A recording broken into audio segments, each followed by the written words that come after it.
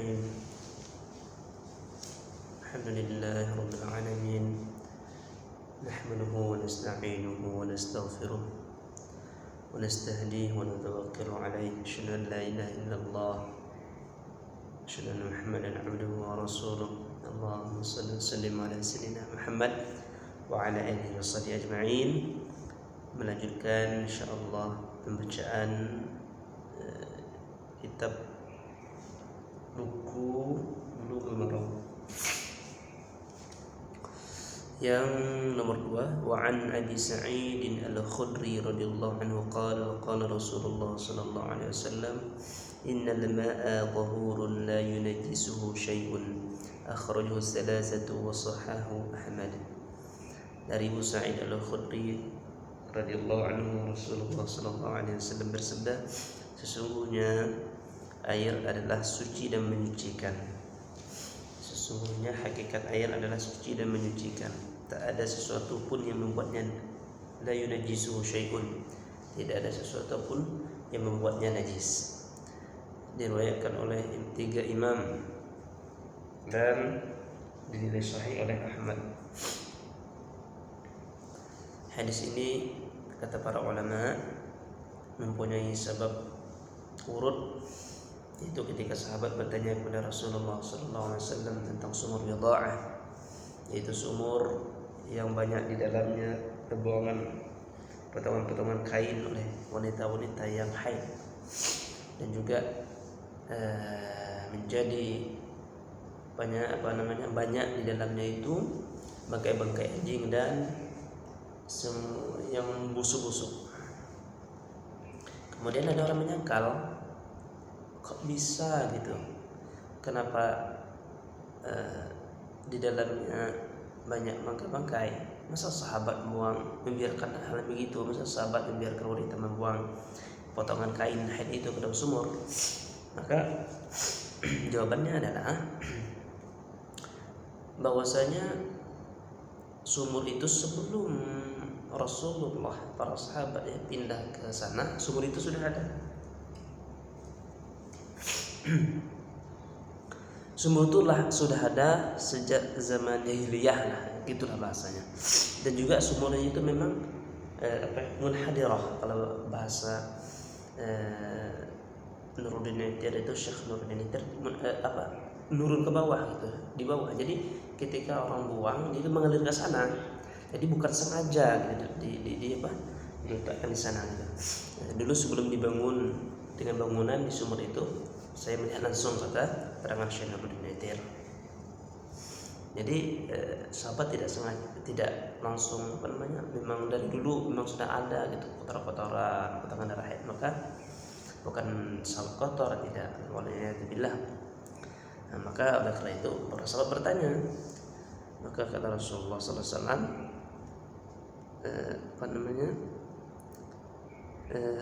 innal ma' tuhurun la yunajjisuhu syai'un. Memang ada perbedaan pendapat di kalangan ulama yang kenapa terjadi perbedaan pendapat? Karena mereka mengaitkan dengan hadis-hadis yang lain. Seperti contoh, Imam Malik berpendapat bahwa air itu suci baik dalam jumlah sedikit maupun banyak. Sedikit maupun banyak, air itu tetap suci.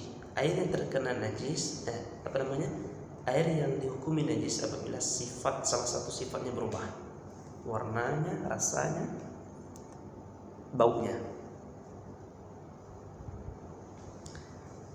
Ini, jadi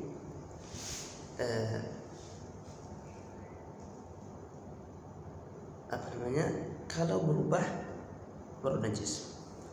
Kemudian ulama Syafi'iyah, Hanabilah membagi air menjadi 2 pula, menjadi 2 bagian, air sedikit dan air banyak. Mereka membagi 2 pula ini berdasarkan hadis yang lain juga, nanti di hadis yang ke-4 ya. Dan kenapa kok Malik ada hadisnya tapi dia tidak memakai yang 2 pola ini? Begitu juga dengan Abu Hanifah. Alasan mereka punya alasan. Para ulama itu berbicara bukan hanya sekedar mengikuti hawa nafsu. Oh, siapa yang berbeda pendapat lah supaya keren, enggak. Mereka punya alasan dari di sisi melihat dari Al-Quran, melihat dari hadis lain, melihat dari susunan kalimatnya. Mungkin saja ada yang datang kepada mereka menganggap para ulama mazhabnya menganggap hadis ini dhaif. Seperti contoh ya, beberapa imam itu menganggap bahwa hadis dua kulah ini itu muttarib. Muttarib itu kacau gitu, peringatan itu kacau. Maksudnya ada mengatakan di hadis yang lain mengatakan dua kulah, ada juga hadis mengatakan salasah kulah, ada juga hadis yang lain mengatakan arba'. Jadi beberapa banyak itu hadis-hadis sehingga mereka mengatakan ini kacau, peringatan matanya kacau. Ditambah lagi ada rawinya yang matruk. Itu kata diantaranya disebutkan dalam buku Subul Salam seperti itu. Maka ditinggalkan. Maka Imam Abu Hanifah itu menganggap kalau air yang banyak itu ukurannya, ini menarik nih. Kalau digoyangkan di pangkal air, salah satu sisi air, dan tidak bergoyang di ujungnya, nah berarti itu airnya banyak. Itu ukuran di Imam Abu Hanifah. Dari sahabat Imam Abu Hanifah juga beda lagi ukurannya, masya Allah ya. Cara cerdas orang kita dulu. Jadi air yang sedikit dihukum najis jika terkena najis. Jadi air sedikit yang Imam Syafi'i dan Hanabilah, dia kalau masuk najis ke dalam air sedikit maka dihukumi najis walaupun tidak berubah warnanya. Kalau air banyak, kalau dia berubah warna, rasa dan bau, maka baru dia menjadi najis.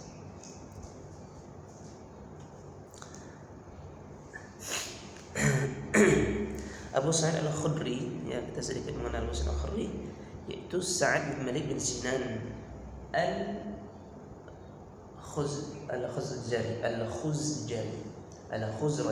Al-Khuzraji.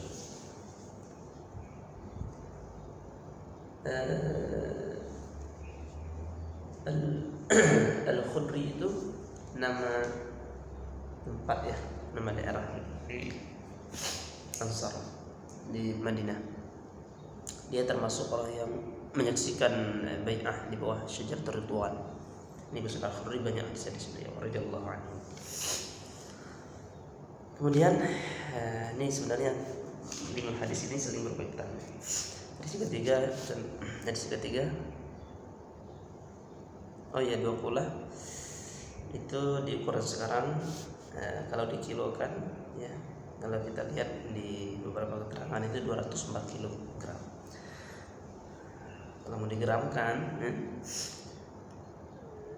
Bismillahirrahmanirrahim. An Abi Umamah Al-Bahili radhiyallahu anhu qala qala Rasulullah sallallahu alaihi wasallam innal ma'a la yunajjisuhu shay'un illa ma ghalaba ala rihihi wa ta'mihi wa lawnihi. Akhrajahu Ibnu Majah wa dha'afahu Abu Hatim wal Baihaqi. Al-ma'u tahurun illa in taghayyara rihuhu aw ta'muhu aw lawnuhu binajasatin tahdutsu fihi. Dari Abu Umamah Al-Bahili radhiyallahu anhu bahwa Rasulullah bersabda, sesungguhnya tidak ada sesuatu pun yang dapat menajiskan air kecuali oleh sesuatu yang dapat mengubah bau, rasa atau warnanya. Diriwayatkan oleh Ibnu Majah dan dianggap lemah oleh Abu Hatim. Menurut hadis ini diriwayatkan oleh Al-Baihaqi, air itu suci dan menyucikan kecuali jika berubah bau, rasa dan warna karena adanya najis yang masuk ke dalamnya.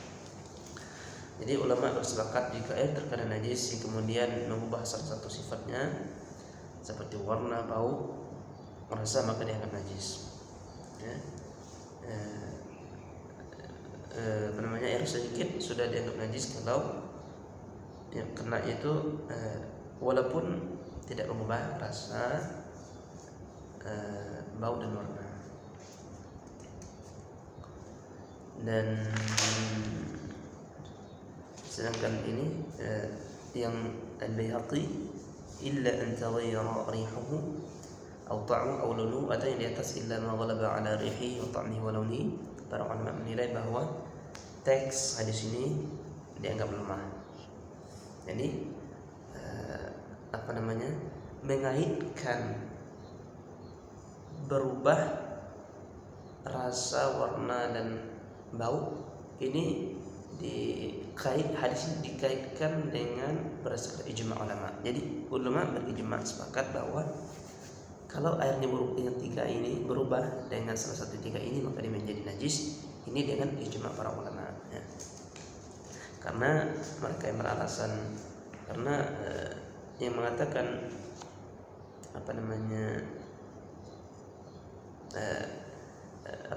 teks hadis ini dia lemah, jadi tidak dikaitkan dengan yang hadis yang teks yang lemah ini, tapi berdasarkan ijma ulama. Cepat ya. Bismillahirrahmanirrahim. Hadis yang keempat, wa an Abdullah bin Umar radhiyallahu anhu qala Rasulullah sallallahu alaihi wasallam idza kana al-ma'u qullatayn lam yahmil al-khabath wa fi lafdhin lam yanjus. Akhraj al-arba'ah wa sahhahu Ibnu Khuzaimah wa Ibnu Hibban. Dari Abdullah bin Umar ini terkenal ceritanya itu ketika setelah Rasulullah wafat, beliau menempuh suatu jalan yang pernah ditempuh oleh Rasulullah. Kemudian Umar belok sedikit, padahal di jalan itu nggak ada apa-apa. Jadi para sahabat heran, kenapa kok belok gitu?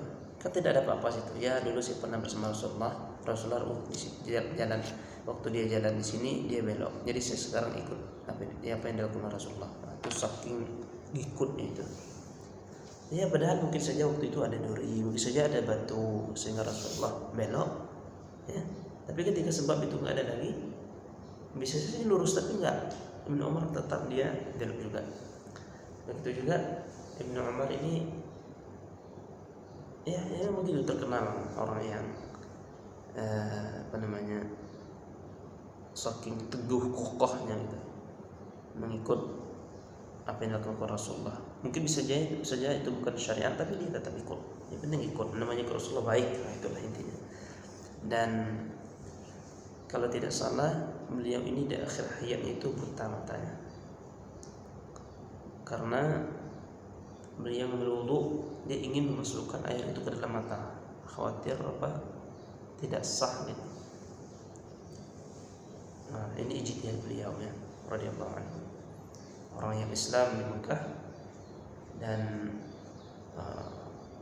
orang yang ulama di kalangan para sahabat.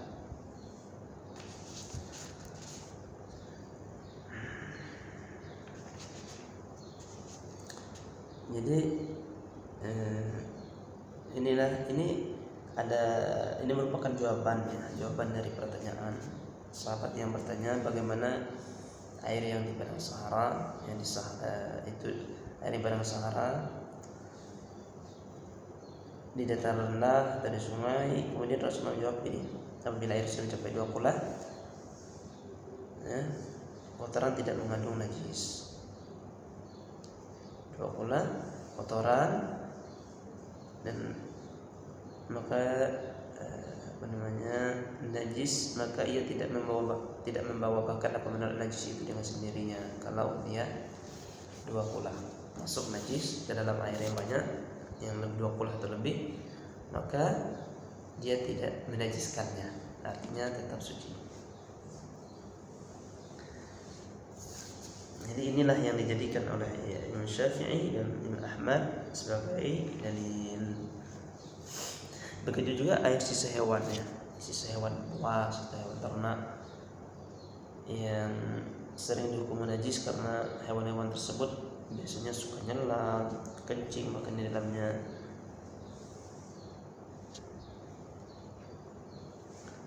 Lagi pula badan hewan-hewan itu kotor bahkan najis.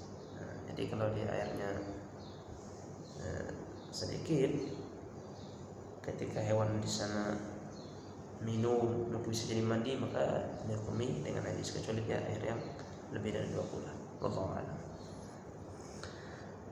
Hadis kelima, wa Nabi Hurairah radhiyallahu anhu qala qala Rasulullah sallallahu alaihi wasallam la yaghtasilu ahadukum fil ma'i daimi wa huwa junubun.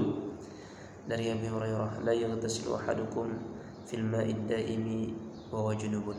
dari Abu Hurairah radhiyallahu anhu bahwa Rasulullah sallallahu alaihi wasallam bersabda, janganlah salah satu di antara kalian mandi di air yang tergenang, air yang tidak mengalir, tergenang ketika ia dalam keadaan junub. Hadis yang ke-6, walil Bukhari la yabluwanna ahadukum fil ma'i daimi alladhi la yajri. Dalam riwayat Imam Bukhari, jangan pernah sekalipun salah seorang di antara kalian kencing di air yang tergenang yang tidak mengalir, la yajri, tidak mengalir, thumma yaghtasilu fihi, kemudian ia mandi di dalamnya. Atau kata para ulama boleh juga dibaca thumma yaghtasil fihi, karena dia mengataf kepada yabluwanna itu. Tapi kalau yang membaca summa yaghtasilu fihi, seolah ada takdir di sana summa huwa yaghtasilu fihi. Wali muslimin minhu wali Abi Daud, sementara itu dalam riwayat Muslim itu darinya, bukan fihi ya. Dari minhu. Sampai sedetil itu kalau ulama satu kalimat hanya perhatikan, karena dia faedah berbeda nanti. Wali Abi Daud, dari Abi Daud, wala yaghtasilu fihi minal janabah, dan janganlah ia mandi junub di dalamnya, atau di dalam air tergenang tadi, jangan. Ya khawatir dia jadi kencing, jangan, dan mandi juga jangan di sana. Ini menarik ya. Kalau ulama Zahiriyah, walaupun pendapat ulama Zahiriyah ini ditentang sekali oleh para ulama, bahkan ucapan yang bodoh gitu di sebagian teks itu, ucapan ya begitu, katanya kalau seseorang itu kencing di air, tempat genangan air, dia kencing di luar kemudian sehingga airnya itu masuk ke dalam, atau dia kencing di botol kemudian dimasukkan air ke dalam, itu boleh katanya. Ini zahir hadisnya disebut, kan nggak melarang, zahir hadisnya nggak ada larangan, tapi para ulama itu tetap diharamkan, tetap diharamkan. Dan ini pendapat yang benar, yang sahih. Jadi tidak boleh, ya dikhawatirkan dia kencing di dalamnya sehingga kotor, karena bisa jadi banyak binatang yang perlu air tersebut. Nah, intinya apa namanya itu jadi kotor, jadi kotor ya. Makanya di sana ulama di sana ada sedikit berbeda pendapat hukumnya apakah haram atau makruh, karena mereka menganggap illatnya itu apa? Taqdiruhu wa takhsihu 'ala an-nas gitu ya. Illatnya mengotori air tersebut. Maka ada yang haram secara mutlak, ada yang membagi. Jikalau makruh, hukumnya makruh kalau dia dilakukan di air yang banyak, maka dia makruh. Kalau dia dilakukan di air yang sedikit, maka dia haram.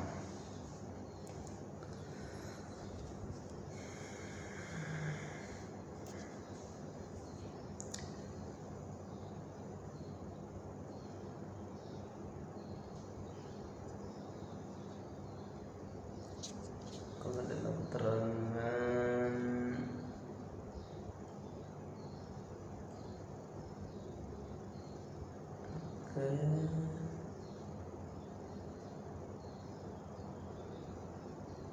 di sini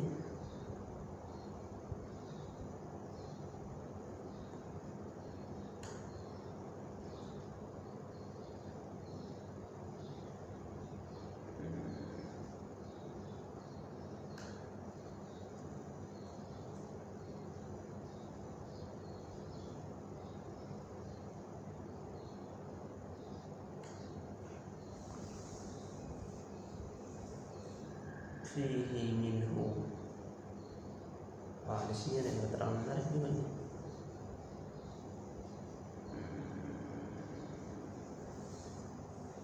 Jadi walaupun dia kencing saja dilarang, mandi juga dilarang. Karena kan biasanya mandi kan ada kencing juga. Jadi ini semuanya dilarang. Dan perbedaan kata minhu dan fihi, kalau fihi ini menunjukkan bahwasanya dia tidak mandi dengan menyelam, contohnya tidak mandi dengan menyelam. Tapi ya kalau minhu bisa jadi dia tidak tufidu, memberi faedah bahwa dia tidak mandi di sana, dia tidak mandi di sana, tapi diambil air tersebut, dan airnya diambil, dia mandi di luar tempat kolam atau apa namanya yang tergenang tadi.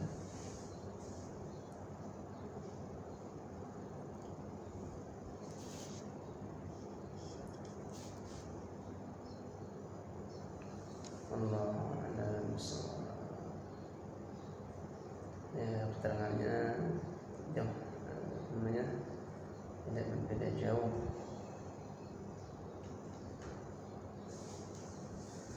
Kemudian berikutnya ya insyaallah selesai ya hadis.